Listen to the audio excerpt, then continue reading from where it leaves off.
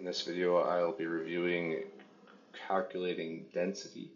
So calculating density is dependent on a used location, a location that in between the last two flights has a used tons value. So the density cannot be calculated on the first flight. You'll need two or more flights to calculate that density.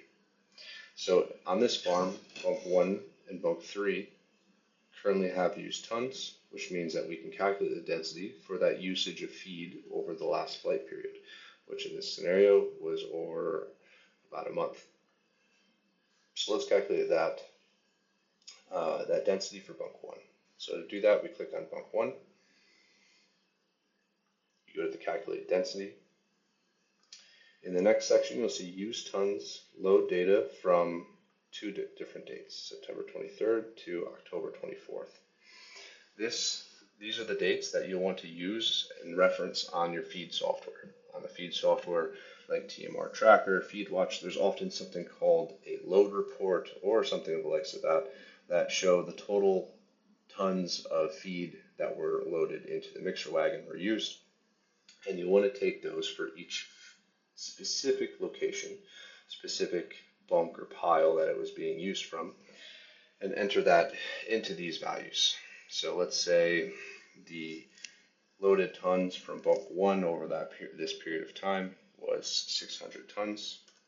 You enter in that 600, update that, and then you'll see calculated density. The calculated density shown here is for the specific feed that was used during this date frame. You also see average density here. Now average density right now is the same as calculated density. That's because we only have one instance in which we calculated density for this location. But let's say in another month the farm is flown again and we have another usage of this bunk 1 and we enter in that new value of used tons for that bunk 1. Then it will update the calculated density based on that period of time, let's say the next month, October 24th to November 25th. And it will also create an average density across those two values.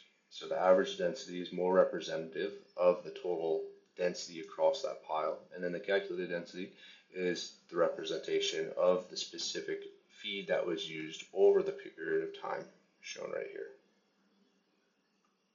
It's helpful to update this value on each flight because then we will get a more accurate representation of what that average density across the pile, which will ultimately bring us better values for the total tons and is an important value to use in reference to the potential spoilage, potential shrink. The higher the density, the better, obviously, and so it's a very important metric to track and to benchmark from year to year, from farm to farm, from pile to pile.